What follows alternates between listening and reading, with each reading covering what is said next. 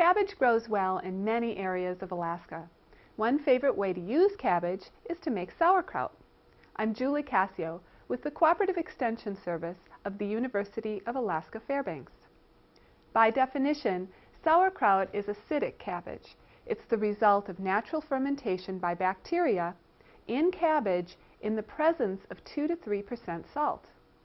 Lactic acid is produced during this fermentation.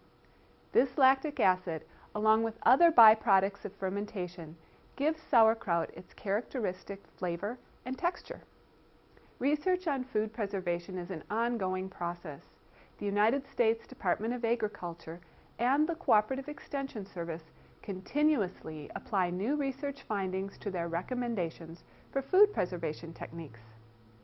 The guidelines in this module may be revised as additional knowledge is gained that may increase the margin of safety or improve the quality of home-preserved foods. Consult your local Cooperative Extension office annually for updated information. You may do this through telephoning us, through looking for our resources on the web, or through our publications.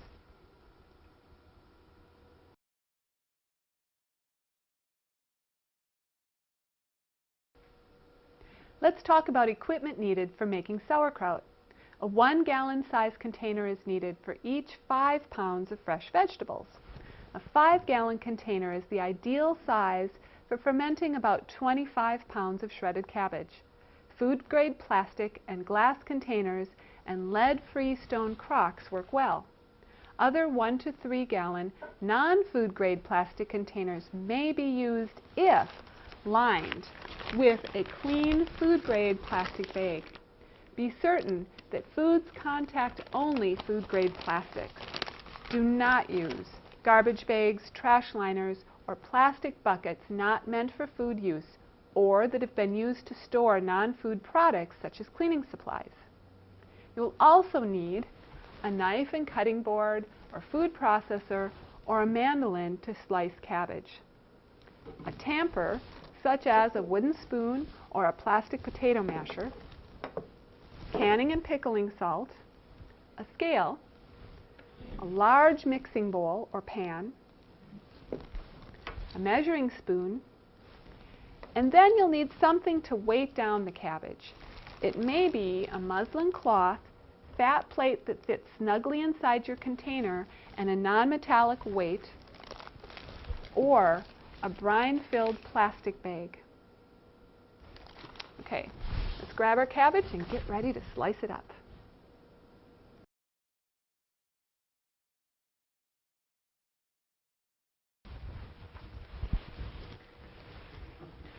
Mature, large-headed types of cabbage weighing 6 to 15 pounds with a solid white interior are the most desirable for sauerkraut. Red cabbage may be used, but the color changes during fermentation and not everybody likes what results. Work with about 5 pounds of cabbage at a time. Remove the outer leaves and any portions that don't look very good, anything undesirable. Wash them and then drain them, which I've already done. Cut the cabbage into quarters.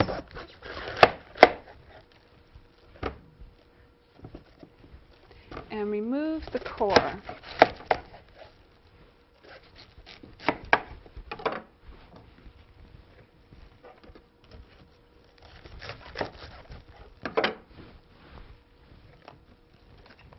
Then you're going to cut it into thin shreds, either using a mandolin, a shredder, or a knife. We're going to start with the mandolin. You do have to be careful when you're using a tool like this, not to get your fingers close to the blade. What you're looking for is uniform shreds of cabbage, and you want to get them about the thickness of a quarter.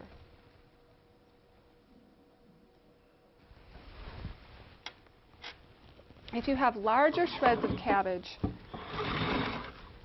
pick those out and put them aside. You can use those later for cabbage or another kind of cabbage dish, for coleslaw.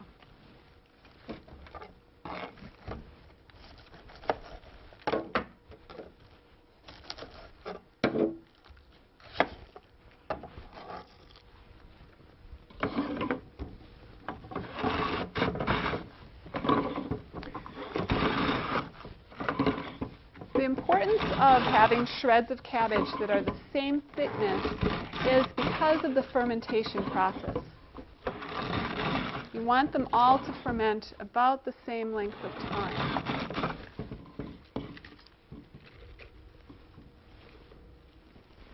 So they all need to be about the same thickness. Sometimes you'll have to cut up some of the cabbage toward the end so that you can use the nice pieces.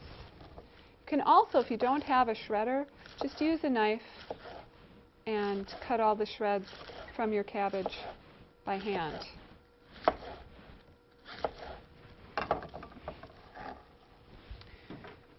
When you add the salt to the shredded cabbage, it causes the juices to be extracted from the cabbage.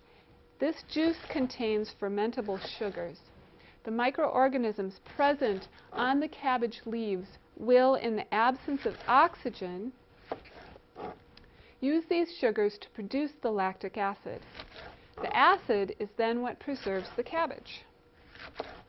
It's very important to use the correct amount of salt when you're making cabbage. Less salt will cause the cabbage to spoil rather than to ferment. So if you want a product that has less salt, you still use the same amount of salt while you're fermenting the sauerkraut. But when the kraut is finished and it's been fermented, before you're ready to eat it, you can rinse off some of this excess salt. And we need just a little bit more cabbage in here. We're looking for 5 pounds of cabbage.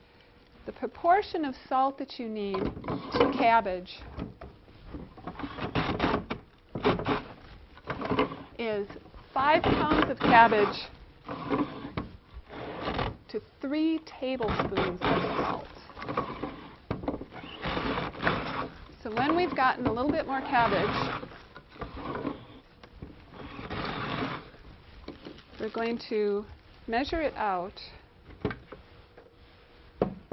taking out our larger pieces. Sometimes, depending upon how you're holding the cabbage, you can see how this one is really thick. And since it's the rib of the cabbage, you really need to make sure that it's thin enough.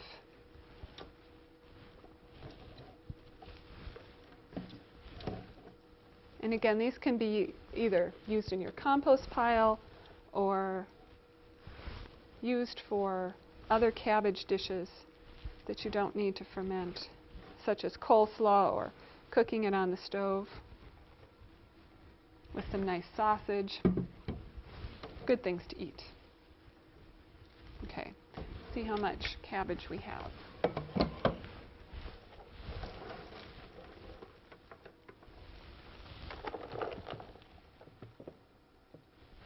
Let's see if I can do this balancing act so the container doesn't fall off of my scale as I'm putting the cabbage into measure.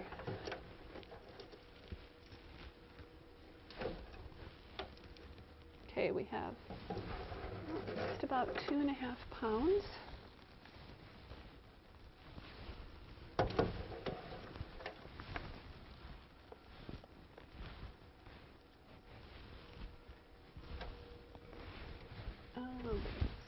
Okay, and we're going to add this to cabbage that we already have measured, which is another 2.5 pounds, into our large container.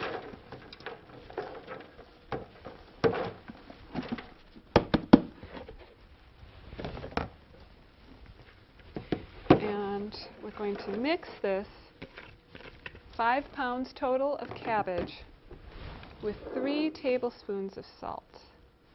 And I want this to be measured properly, so I'm going to use a straight edge.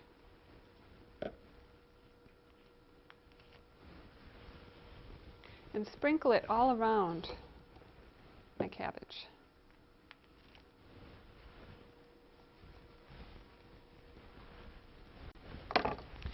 And then mix it thoroughly. After I get this mixed thoroughly, I'm going to let it sit for 5 to 10 minutes for that wilt to occur so that the natural juices again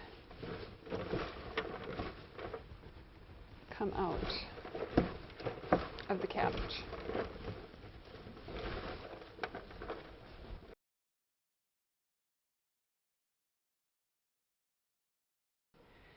While we have been waiting for the cabbage that had the salt mixed into it to wilt, I've also chopped up some other cabbage, shredded it very finely, and I wanted to show the difference between cabbage. This is 5 pounds of cabbage with 3 tablespoons of salt added to it, and how this is beginning to wilt, and this is 5 pounds of cabbage that has not had the salt added to it yet. The salt that we've had wilting the longest is in this container. We're going to transfer it to a suitable fermentation container.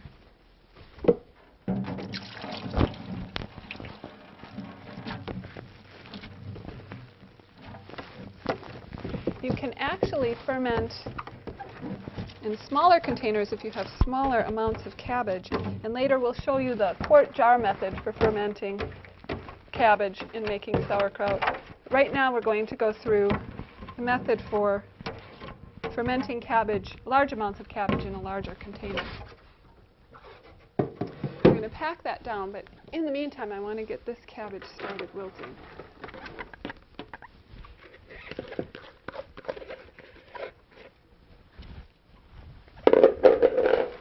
So again, our method is the same. Notice that in this cabbage we have some darker pieces of cabbage from the outer leaves. And these outer leaves, they're not going to hurt anything, but you need to know that at the end of your fermentation process, the darker green cabbage will be a darker color. It's nothing bad, it just means that the color is different. Since we have 5 pounds of cabbage, we're adding 3 tablespoons of salt and mixing it thoroughly.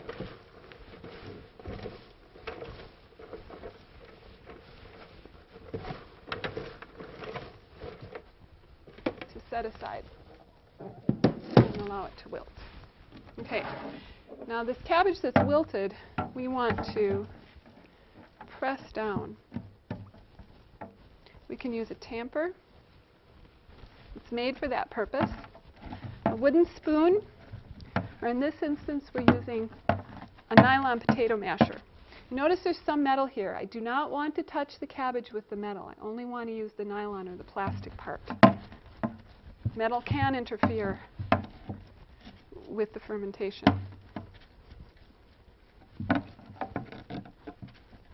And as I'm packing this, you'll notice that the juices are beginning to show up.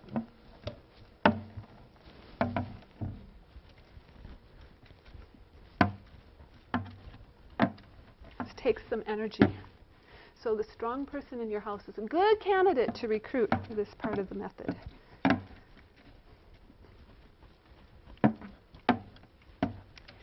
And we're going to repeat. We've already done the shredding, as I've mentioned. We have some cabbage that's wilted. And we'll add the next layer.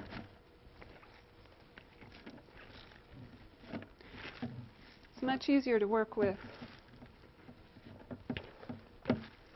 5 pounds of cabbage at a time and layer it. You get a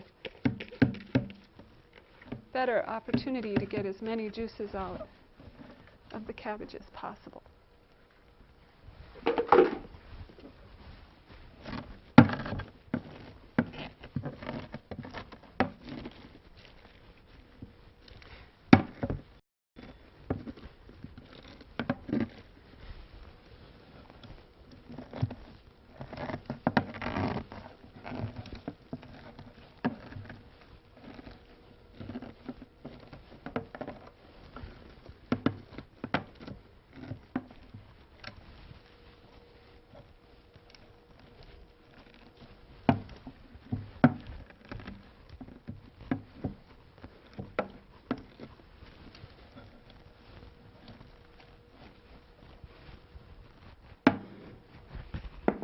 If you have cabbage that's fresh out of the field, you will find that it doesn't take as long for it to wilt and that you will get more juices. If you purchase cabbage or take cabbage that's been stored, the juices take a little bit more coaxing. Sometimes you even need to add a little bit of sugar to help those juices be made more readily. You can use your hands as well. Press this down.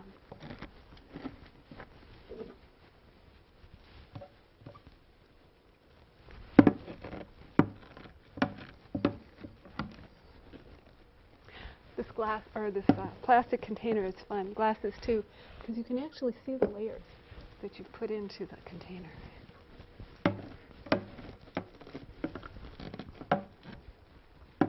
I'm going to continue pressing this, and we're going to wait while the next layer of our cabbage, next 5-pound layer, is wilting.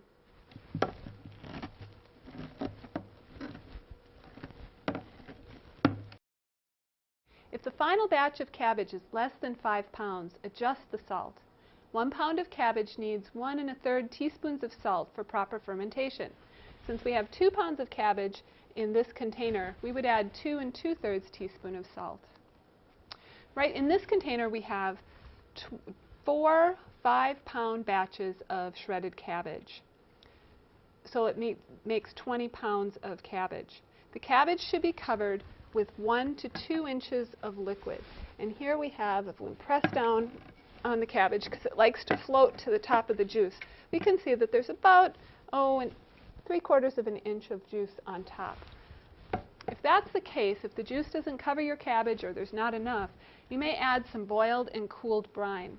The concentration of this brine is 1 1/2 tablespoons of salt to a quart of water. There, that looks good.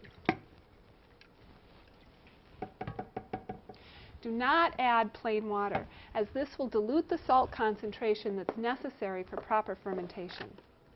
There's 2 methods of covering the cabbage and weighting it down to keep it underneath the brine, and I'm going to show you both of them. The first one that I'm going to show you, you cover the cabbage with a thin white clean cloth. You want to tuck it down on the sides so that any floating tendrils of cabbage are caught underneath. And after you get the cloth tucked in on the sides, get that out of there, and you place a plate, a flat object that just fits beautifully inside the container, and then you want to put a weight on it. And the weight needs to press the cabbage down underneath the juice.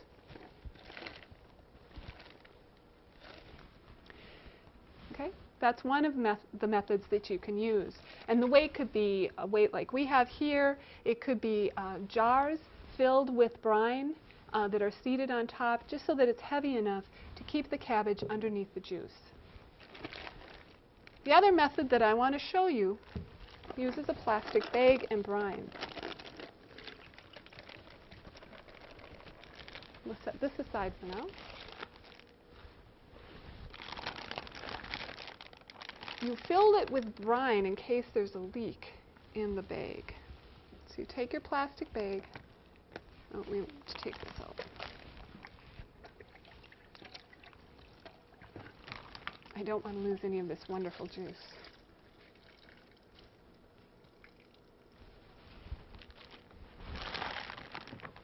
The brine concentration is the same, and because we need more brine, we used 1 gallon of water to 6 tablespoons of salt.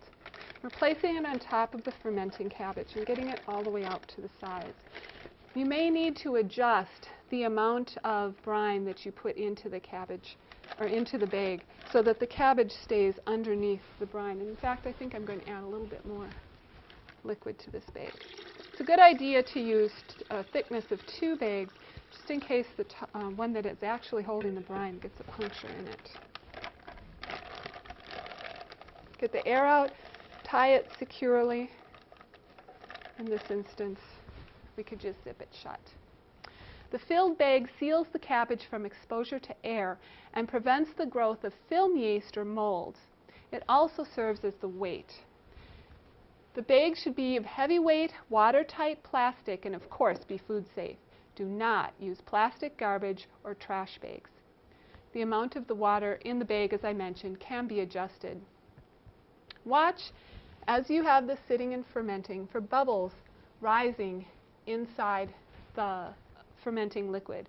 This shows you that fermentation is occurring. A room temperature of 70 to 75 degrees is best for fermenting. It usually takes from 3 to 4 weeks to completely ferment, though it may work slower if it's kept at cooler temperatures. Hotter temperatures can be a danger and you can have more spoilage than actual fermentation taking place. If you weigh the cabbage down with a brine-filled bag, as we're showing here, don't disturb the container until normal fermentation is complete. And usually bubbling ceasing tells you that that fermentation is complete. If you use the plate and weight method, the first method that I showed you, check the kraut 2 or 3 times a week and remove any scum as it forms. Now that I've shown you how to prepare sauerkraut in large containers, I will show you the quart jar method. You start by preparing the cabbage in the same manner as for the large container method, using a grater or knife to ensure uniform slices. Combine with the salt in the same manner that we previously demonstrated. Then, after allowing the cabbage to wilt, you pack it tightly into sterilized jars.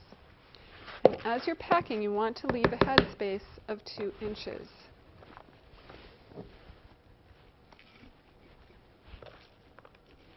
Takes a little bit to get to that 2-inch space because we'll start with 2 inches, but as we pack it, of course it gets compressed.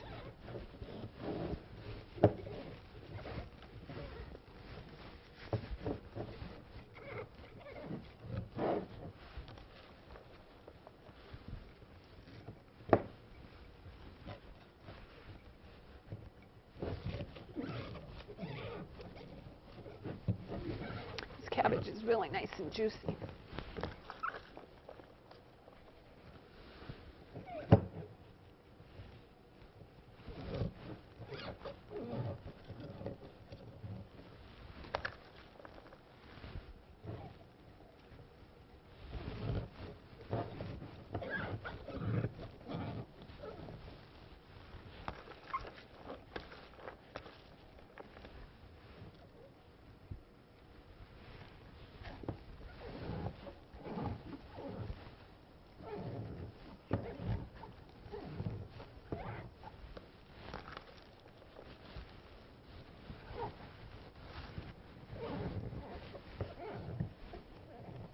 Just a little more. And this was about 2 pounds of cabbage.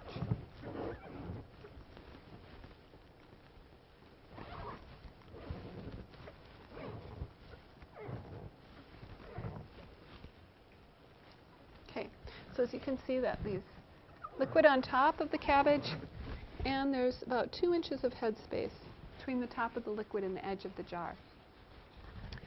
You can either do one of a couple of different methods in order to keep the cabbage below the brine.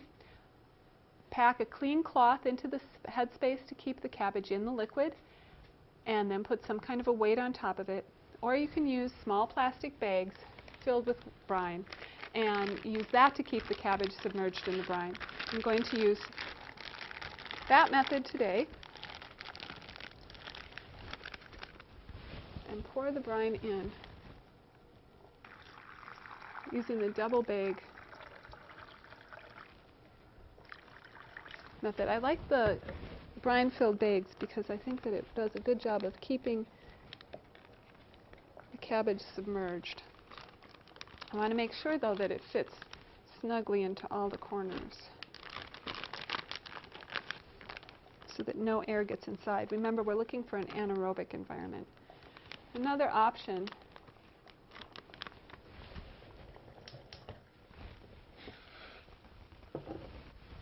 you could do instead of the brine-filled method is to take the bag out, have the cloth inside, put the lid on top of the rim of the jar, and put a band around it and tighten it. Not so tight, or not too tight, but tight enough to keep air out. Again, we're looking for that anaerobic environment. Let it ferment 6 days. Sometimes it takes a little longer if you have cooler temperatures in the room where the sauerkraut is working. until the liquid has a chance to settle and bubbles no longer rise to the surface.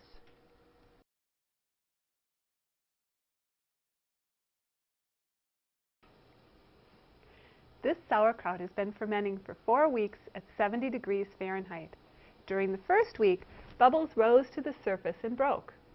During subsequent weeks, bubbles continued to form, but not as actively. They just kind of sat in the sauerkraut. Now that the bubbles have stopped, fermentation is probably finished. Another indicator that fermentation has stopped is color change from opaque and white to golden yellow and translucent. Smell it. It should smell like sauerkraut. And then taste it to check for characteristic flavor. We're going to remove the bag that has been sitting, holding our kraut underneath the brine. Take a non-metallic spoon or utensil and get a little bit of that sauerkraut out.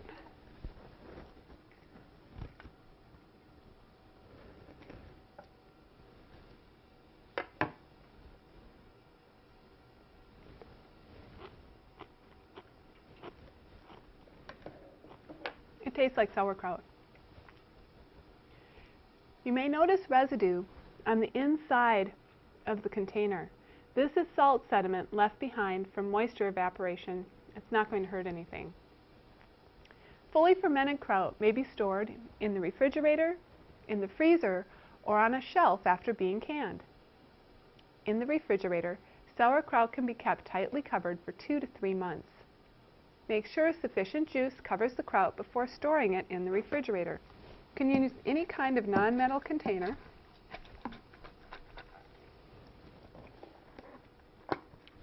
And scoop it in. This particular container is a freezer container. You can check that by the package, the words on the package. You want to make sure that it has enough juice in it to cover. And we're going to have to add a little of the brine that we have, cooled in on the side.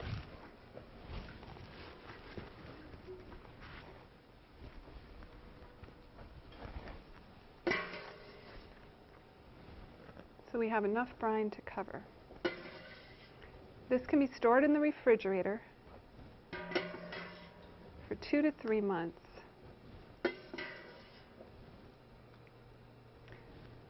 As long as it's kept tightly covered. You could take your original container and put that in the refrigerator, depending upon whether you have enough place in your refrigerator for it to store. Okay, set that aside and put it in the refrigerator a little later. To store it in the freezer, pack your kraut and juice in rigid plastic moisture vapor-proof freezer container, a glass jar, leaving 1.5-inch headspace for expansion, or in plastic freezer bags.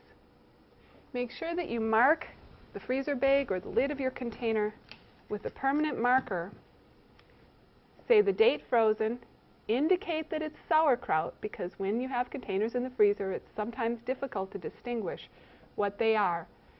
And you can store it in the freezer for best quality no more than 8 to 12 months.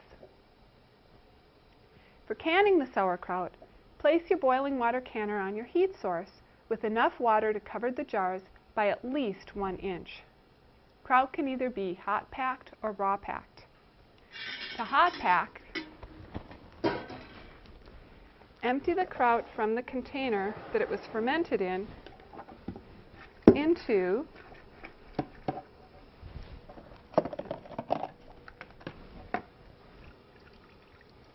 a large heat source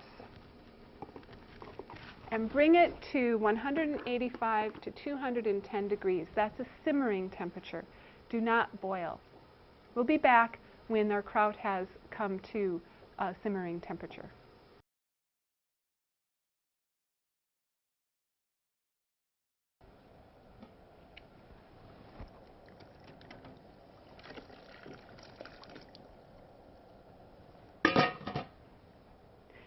We're going to pack our hot sauerkraut into our hot, clean jars up to a ½ inch headspace.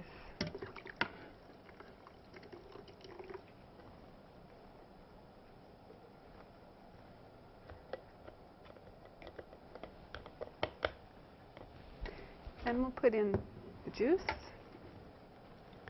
to fill in those holes.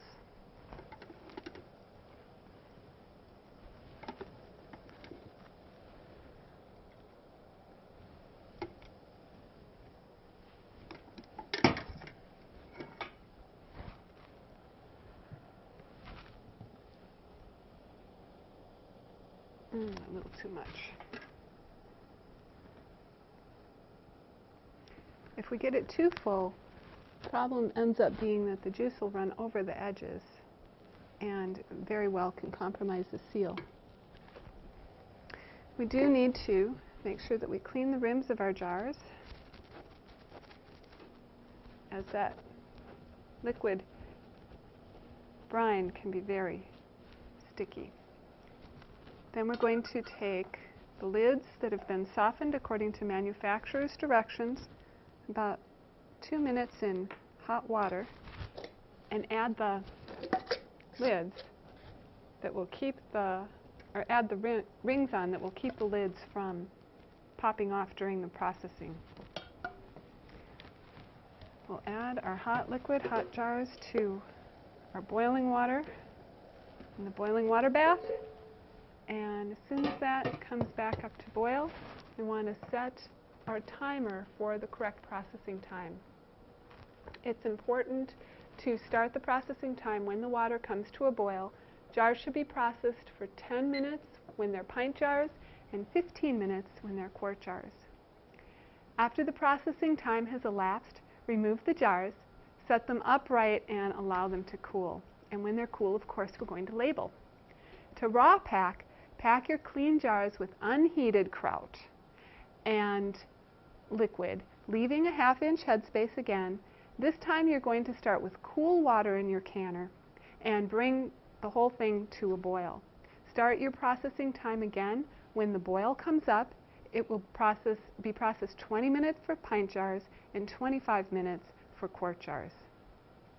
If you have fermented your cabbage into sauerkraut using the quart jar method, you will pack it only using the hot pack method.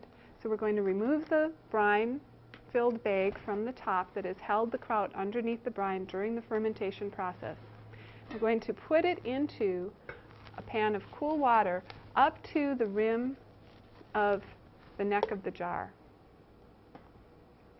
And we're covering that pot and putting it on our heat source. We're going to bring that to a boil and boil it for 10 minutes. Alternately, if you wanted to take it out of the jar, you could pour the kraut into a container and put it on the heat source. Again, though, you want to boil it for 10 minutes. This is different than what I told you about processing with a hot pack for sauerkraut that had been processed, or fermented rather, in a larger quantity. With the 1 quart jar method, you need to have that added measure of safety of boiling the liquid and the kraut together for 10 minutes before you place it into the jar. Then you will follow the hot pack procedure. So now we've gone over 3 methods of storing your sauerkraut. You can either put it in the refrigerator in a tightly covered container, store it in the freezer in a freezer-proof container, or make it shelf-stable by heat processing it and storing it on the shelf.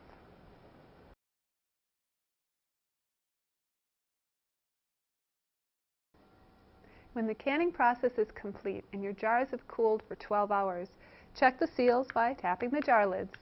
If some jars did not seal, reprocess the unsealed jar lids using a fresh jar lid. Reprocessing must be completed within 24 hours. Alternatively, you may freeze the contents of unsealed jars or refrigerate and use within a couple of days. Rings may be removed from the jars when the cooling process is complete and you've checked the seal. Label your jars with the date, the processing method, and processing time. And of course, it's good to put the product on there too. Sometimes when they sit on the shelves for a while, you may not remember what's in each of those jars. Store your canned goods in a cool, dark place. For best quality, use sauerkraut within a year.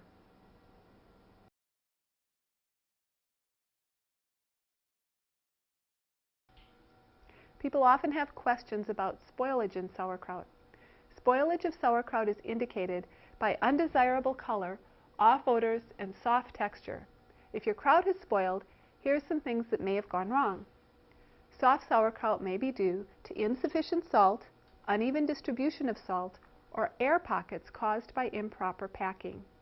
Measure your salt accurately, mix it well with the cabbage to get rid of those problems, and pack it carefully and be sure to weight it properly to get rid of air pockets. Pink kraut is caused by the growth of certain types of yeast. Usually it's on the surface of the kraut. These yeasts may grow if there is too much salt, again if there is an uneven distribution of salt, or if the kraut is improperly covered or weighted during fermentation. Rotted kraut is usually found at the surface where the cabbage has not been covered sufficiently to exclude air during fermentation. Scum may also form on the surface. This scum does not cause trouble as long as it's skimmed off before it stops the fermentation process. Remove it every day or so. For spoilage which occurs on the surface, you may be able to remove the spoiled kraut and use the rest.